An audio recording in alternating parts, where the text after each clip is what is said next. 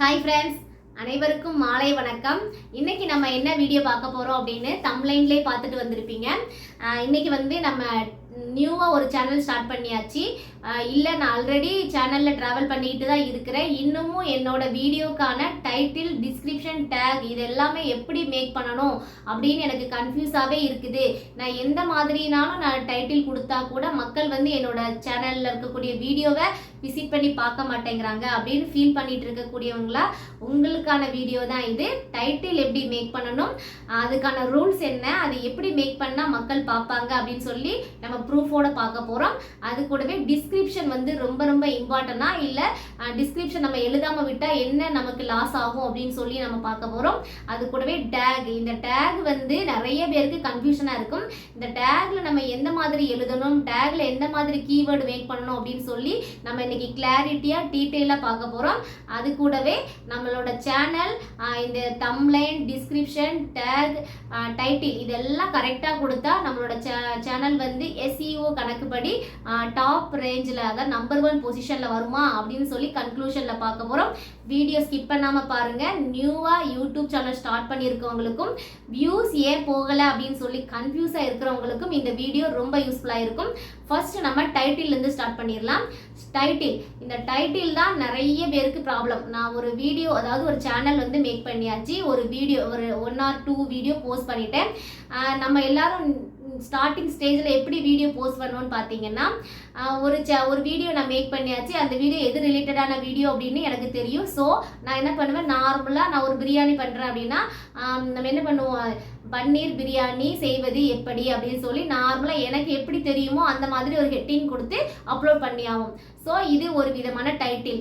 இதுவே நம்ம கண்டினியூஸாக ஒரு 10 வீடியோ, 20 வீடியோ, 30 வீடியோ அப்படின்னு சொல்லி நிறைய வீடியோஸ்க்கு அப்புறமும் நம்ம இதே மாதிரி டைட்டில் மேக் பண்ணோம் அப்படின்னா நம்மளோட சேனலுக்கு வியூஸ் போகாது. அதாவது நம்ம சொந்தமாக மேக் பண்ணுற டைட்டிலை விட மற்றவங்களோட டைட்டிலை கம்பேர் பண்ணி பார்த்து தான் நம்ம டைட்டில் யூஸ் பண்ணணும். இப்போ டைட்டிலே யூஸ் பண்ணுறதுக்கு நான் ஒரு 3 ஸ்டெப் நான் யூஸ் பண்ணிக்கிட்டு இருக்கிறேன், அதை உங்க கூட ஷேர் பண்ணிக்கிறேன். ஃபர்ஸ்ட் ஒன்று என்னன்னு பார்த்தீங்கன்னா, short and easy to read. இப்போ மக்கள் நம்மளோட டைட்டில், நம்மளோட வீடியோவோட டைட்டிலை பார்த்த உடனே அது ரொம்ப ஷார்ட்டாக இருக்கணும். என்ன கண்டென்ட்டை நான் சொல்ல வந்திருக்கணும் அதை குறிப்பாக ரொம்ப ஈஸியான லெட்டர்ஸில் அது குறிச்சிருக்கணும். பார்த்த உடனே ஓகே இது இந்த ரிலேட்டடான வீடியோ தான் அப்படின்னு சொல்லி மக்கள் டக்குன்னு கிளிக் பண்ணுற மாதிரியான டைட்டில் கொடுக்கணும். இது ரொம்ப ரொம்ப இம்பார்ட்டன்ட். அடுத்து பார்த்தீங்கன்னா, டைட்டிலோட லெட்டர்ஸ் மொத்தம் டோட்டலாக 100 லெட்டர்ஸ் எழுதுகிற மாதிரி கொடுத்துருப்பாங்க. ஆனால் நம்ம என்ன பண்ணோம், ஸ்டார்டிங் 70 லெட்டர் மட்டும்தான் மக்களுக்கு தெரிகிற மாதிரி. எக்ஸாம்பிளுக்கு நான் சைடில் என்னோட வீடியோட பிக்சர் ஆட் பண்ணி காட்டுறேன். இந்த மாதிரி ஃபுல் டைட்டில், என்னோட வீடியோவோட டைட்டில் ஃபுல்லாகவே தெரியணும் நான் என்ன சொல்லியிருக்கிறேன் அப்படின்ட்டு. அந்த 70 லெட்டருக்குள்ளேயே கீவேர்டு எல்லாமே முடிஞ்சிருக்கணும். அதுக்கு மேலே நம்ம மேக் பண்ணோம் அப்படின்னா இந்த மாதிரி 3 டாட் மாதிரி முடிஞ்சிடும்.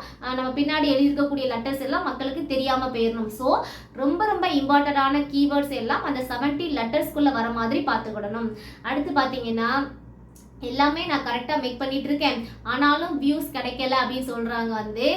ரொம்ப முக்கியமாக மக்களோட எமோஷன் எப்படியெல்லாம் ஒர்க் ஆகும்னு பார்த்தீங்கன்னா, மக்களை எக்ஸைட்மெண்ட் பண்ணுற மாதிரியான விஷயங்களை நம்ம டைட்டிலில் இருக்கணும். அதோட பயமுறுத்துகிற மாதிரியான விஷயங்களாக டைட்டில் கொடுக்கணும். ஷாக் ஆகுற மாதிரியான டைட்டில்ஸ் மேக் பண்ணணும். அடுத்து ஆங்கர், கோவப்படுற மாதிரியான டைட்டில் மேக் பண்ணணும்.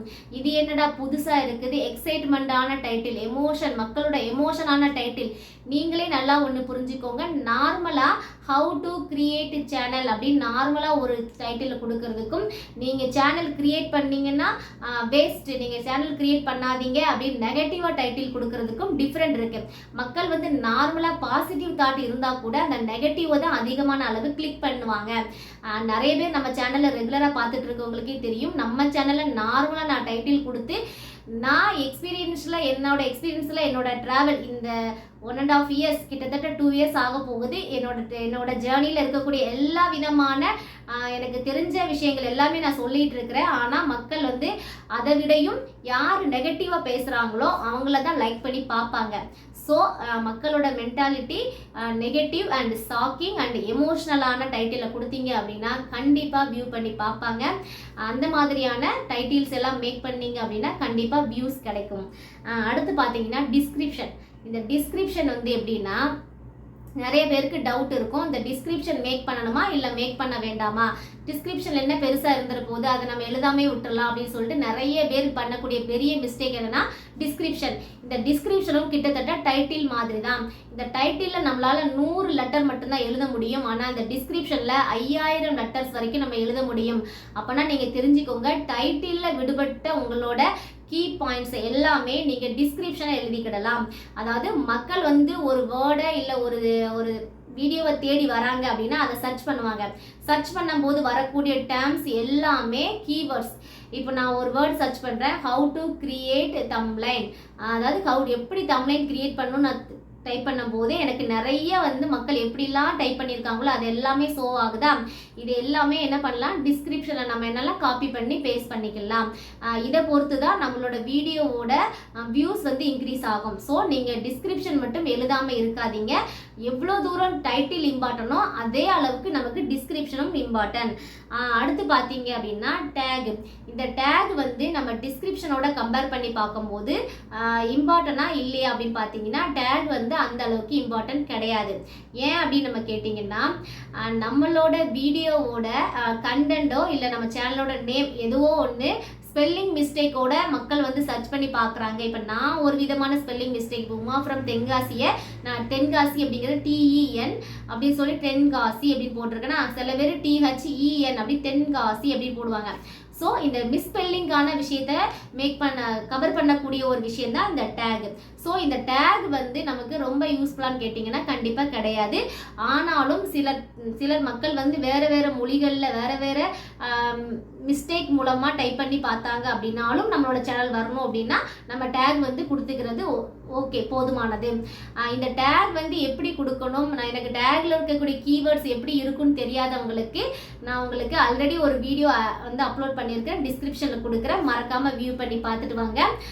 அடுத்து பார்த்தீங்க அப்படின்னா இந்த கன்க்ளூஷன் வந்துடலாம். இது எல்லாமே நான் கரெக்டாக கொடுத்துருக்கேன். டைட்டில், டிஸ்கிரிப்ஷன், டேக் இது எல்லாமே நான் கரெக்டாக கொடுத்துருக்கேன். இப்போ என்னோட சேனல் டாப் ரேஞ்சில் என்னோட சேனல் வருமா அப்படின்னு கேட்டிங்கன்னா கண்டிப்பாக நம்மளோட சேனல் டாப் ரேஞ்சில் வர்றதுக்கான வாய்ப்பு மிக மிக குறைவு. அப்போ ஏன் இது வரைக்கும் இந்த வீடியோவில் நான் இவ்வளோ தூரம் பேசிட்டு வந்தேன் அப்படின்னு பார்த்தீங்கன்னா இது எல்லாம் எவ்வளவு இம்பார்ட்டனோ அதே மாதிரி நம்மளோட CTR அண்ட் AVD ரொம்ப ரொம்ப இம்பார்ட்டன்ட். இந்த CTR அப்படிங்கிறது நம்மளோட தம்ப்லைன். இந்த தம்ப்லைன் பார்த்த உடனே மக்கள் கிளிக் பண்ணி எவ்வளோ தூரம் இன்ட்ரெஸ்டாக நம்ம சேனலுக்குள்ளே வராங்களோ அதை பொறுத்து தான் நம்மளோட நெக்ஸ்ட் இம்ப்ரெஷன் போகும். இது உங்களுக்கே தெரியும்.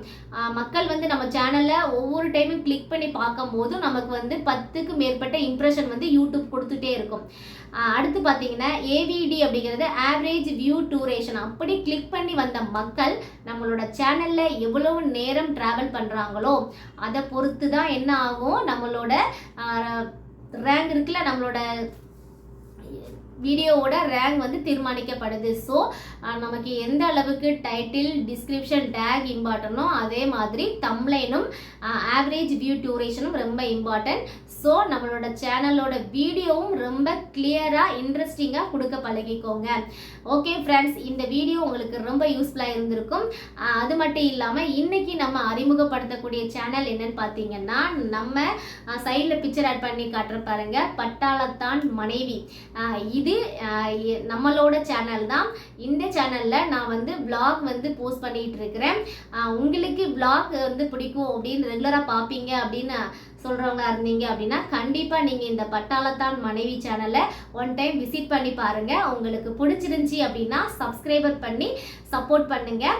ஓகே ஃப்ரெண்ட்ஸ், இந்த வீடியோ உங்களுக்கு பயனுள்ளதாக இருந்திருக்கும் அப்படின்னு நம்புகிறேன். இது வரைக்கும் வீடியோ பார்த்த என்னோட உறவுகள், ஃப்ரெண்ட்ஸ் எல்லாருக்கும் ரொம்ப ரொம்ப நன்றி.